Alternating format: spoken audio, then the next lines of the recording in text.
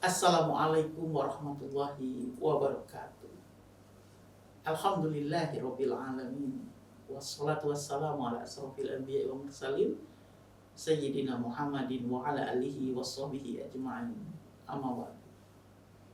Pemirsa kajian Islamic Center Ustaz Ahmad Dahlan dimanapun berada. Alhamdulillah, puji syukur kita kepada Allah SWT dengan segala apa yang diberikan kepada kita semuanya.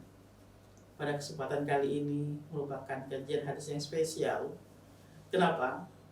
Karena kali ini kita menghatamkan kajian hadis Arba'in, hadis yang ke-42 dari hadis Arba'in dari Imam Nawawi. Dan temanya pun sungguh luar biasa, yaitu besarnya ampunan Allah Subhanahu wa taala. Kita baca terlebih dulu matan hadisnya. An Anasin radhiyallahu anhu qala sami'tu Rasulullah sallallahu alaihi wasallam yaqul qala Allah ta'ala ya ibna Adam innaka ma da'awtani wa rajautani ghafartu laka ala ma kana minka wala aba ya bana Adam law balaghat dhunubuka ananas sama thumma astaghfartani ghafartu laka ya bana Adam innaka law ataitani bi qurabil ardi khataya thumma lakitani la tusyriku bi syai'a la ataituka bi qurabiha maghfirata rawahu Tirmizi. Artinya dari Anas bin Malik radhiyallahu anhu, ia berkata, aku mendengar Rasulullah sallallahu alaihi wasallam bersabda, Allah Ta'ala berfirman. Artinya ini hadis qudsi, hadis yang matanya isinya dari Allah Subhanahu wa ta'ala. Hai anak Adam, sesungguhnya selagi engkau berdoa kepadaku dan berharap kepadaku, aku ampuni dosa yang ada padamu. Dan aku tidak peduli, hai anak Adam, seandainya dosa-dosamu setinggi langit, kemudian engkau memohon ampun kepadaku, pasti aku ampuni.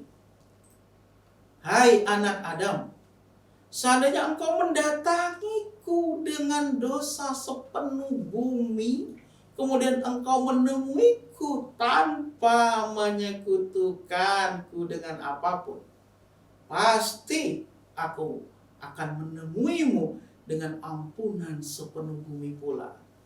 Hadis riwayat Tirmizi. Subhanallah. Pemirsa sekalian, bergetar hati ini membaca hadis terakhir Arba'in Imam Nawawi. Betapa besarnya ampunan Allah Subhanahu wa taala pada kita. Allah tidak akan pernah peduli dengan apa yang kita lakukan. Yang penting kita mau mendatangi Allah, berdoa, beristighfar, dan mentauhidkannya. Itulah kesimpulan dari hadis ini. Meskipun dosa kita setinggi, seluas, ya kan, setinggi langit, seluas bumi, tapi kita mendatangi Allah Subhanahu wa taala dengan penuh doa dan pengharapan, permohonan ampun atau istighfar, dan tidak membawa kesyirikan sedikit pun, Allah akan ampuni. Oleh karena itu tidak ada pesimis dalam taubat di agama Islam. Siapapun Anda saat ini, kondisi apapun, sebesar apapun kemaksiatan yang pernah Anda lakukan, berdoalah, berharaplah, mohonlah ampun, beristighfar kepada Allah. Dan ingat satu, jangan pernah melakukan kesyirikan, menduakan Allah, menyekutukannya, menyamakannya dengan yang lain. Tidak. Kalau itu yang kita lakukan, Allah akan mengampuni semua dosa kita. Maka kalau kita buka dalam Riyadhus Shalihin, karangan Imam Nawawi juga. Di sana disebutkan bagaimana cara bertobat, memohon ampun kepada Allah Subhanahu wa Ta'ala. Ya, beliau mengatakan Imam Nawawi, kalau itu berkaitan dengan Allah, maka orang tersebut harus mohon ampun kepada Allah. Tapi kalau itu berkaitan dengan manusia, dia harus minta keriduan dari manusia itu. Nah, kemudian Syekh Ibnu Utsaimin rahimahullah memberikan ada 5 syarat. 5 syarat terkait dengan taubatnya seseorang agar supaya mendapatkan ampunan Allah. Yang pertama, ikhlas. Ketika dia bertobat, memohon ampun kepada Allah, itu ikhlas. Bukan ada paksaan orang atau embel-embel yang lain agar supaya mendapatkan ini, supaya kejadian seperti itu. Ikhlas itu murni. Yang kedua, dia harus menyesal atas apa yang dia lakukan, atas apa yang telah terjadi. Jadi ketika orang itu memohon ampun, itu ada rasa penyesalan. Agar supaya apa? Dia mampu, yang ketiga, meninggalkan maksiat. Kalau tanpa penyesalan, bagaimana akan meninggalkan? Dan yang keempat, bertekad tidak akan mengulanginya lagi. Nah, ini penting sekali, pemirsa sekalian. Ya. Dan terakhir adalah segera bertobat. Jangan menunggu-nunggu, jangan menunda. Kenapa? Karena kalau menunda-nunda, kita tidak tahu kapan ajal akan datang dan kapan matahari akan terbit dari barat, sehingga tidak terbuka lagi pintu ampunan. Sebagaimana yang dirasakan oleh Firaun ketika bertobat, sayangnya nyawanya sudah di ujung kerongkongan. Oleh karena itu, para pemirsa sekalian yang dirahmati oleh Allah Subhanahu wa Ta'ala, hadis nomor 42 sebagai penutup hadis Arba'in ini memberikan kabar gembira kepada kita semua, agar supaya apa?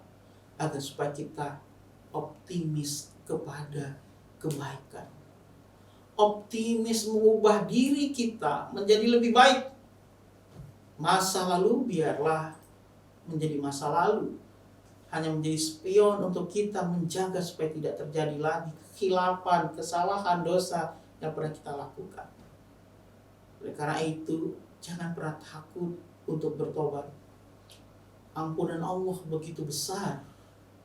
Segeralah berdoa, berharap kepada Allah, beristighfar, memohon ampun kepada Allah, dan jangan melakukan sebuah kesyirikan. Sungguh luar biasa bagaimana Allah menilai kesalahan kita yang kita perbuat kepadanya, tapi Allah tidak melihat itu. Kenapa? Karena rahmat Allah yang sungguh luar biasa. Selama nyawa masih di kandung badan, jangan pernah berpikir untuk menunda sebuah penyesalan yang membawa kita kepada pertobatan. Matahari tidak pernah izin terbit dari mana, dari baratkah atau dari timur. Malaikat maut tidak pernah menginformasikan kapan hendak bersilaturahmi kepada kita. Oleh karena itu, nyawa masih di kandung badan, masih bisa berjalan dan beraktivitas. Jangan menunda-nunda bertaubat. Kesempatan sudah diberikan, jangan menjadi sebuah penyesalan.